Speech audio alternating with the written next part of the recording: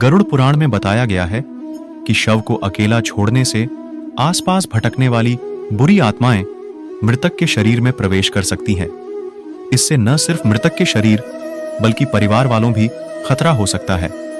शव को यदि अकेला छोड़ दिया जाए तो आसपास रेंगने वाले नरभक्षी प्राणी, लाल चींटियां या पशु शव को नुकसान पहुंचा सकते हैं।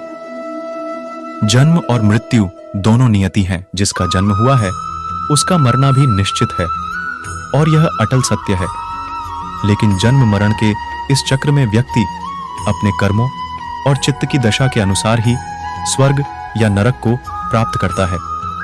गरुड़ पुराण में जन्म और मृत्यु की घटनाओं के बारे में भी विस्तार पूर्वक बताया गया है। हिंदू धर्म में परिजन की मृत्यु के बाद पूरे 13 दिनों तक कई नियमों का पालन कर पड़ता है। इन्हीं में एक है मृत्यु के बाद शव को अकेला न छोड़ना। हिंदू धर्म में सूर्यास्त के बाद दाह संस्कार करने का विधान नहीं है, इसलिए शव को रात भर घर पर ही रखा जाता है। वहीं अगर किसी व्यक्ति की मृत्यु पंचक काल में होती है तो भी पंचक काल समाप्त होने से पहले उसके शव को जलाया नहीं जाता है। यदि किसी व्यक्ति की मृत्यु के बाद पुत्र या पुत्री पास नहीं है और आने में समय लगता है तो ऐसी स्थिति में भी दाह संस्कार के लिए इंतजार किया जाता है और शव को रात भर घर पर रखा जाता है। लेकिन शव को अकेला बिल्कुल नहीं छोड़ना चाहिए। गरुड़ पुराण में इसके कारण बताए गए हैं कि आखिर क्यों मृत्यु के बाद शव को अकेला नहीं छोड़ा जाता है। गरुड़ पुराण में बताया गया है कि शव को अकेला छोड़ने से आसपास भटकने वाली बुरी आत्माएं मृतक के शरीर में प्रवेश कर सकती हैं।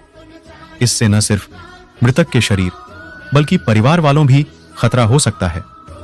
शव को यदि अकेला छोड़ दिया जाए तो आसपास रेंगने वाले नरभक्षी प्राणी, लाल चींटियां या पशु शव को नुकसान पहुंचा सकते हैं।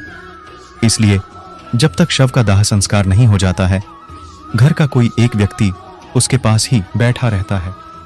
कहा जाता है कि मृत्यु के बाद मृतक की आत्मा वहीं रहती है। जब तक शव का दाह संस्कार नहीं किया जाता तब तक मृतक का परिवार वालों के साथ जुड़ाव बना रहता है। ऐसे में यदि घर वाले शव को अकेला छोड़ देंगे तो इससे मृतक आत्मा दुखी भी हो सकती है। यहाँ मुहैया सूचना सिर्फ मान्यताओं और जानकारियों पर आधारित है। यहाँ यह बताना जरूरी है कि किसी भी तरह की मान्यता जानकारी की पुष्टि नहीं करता है। किसी भी जानकारी या मान्यता को अमल में लाने से पहले संबंधित विशेषज्ञ से सलाह लें।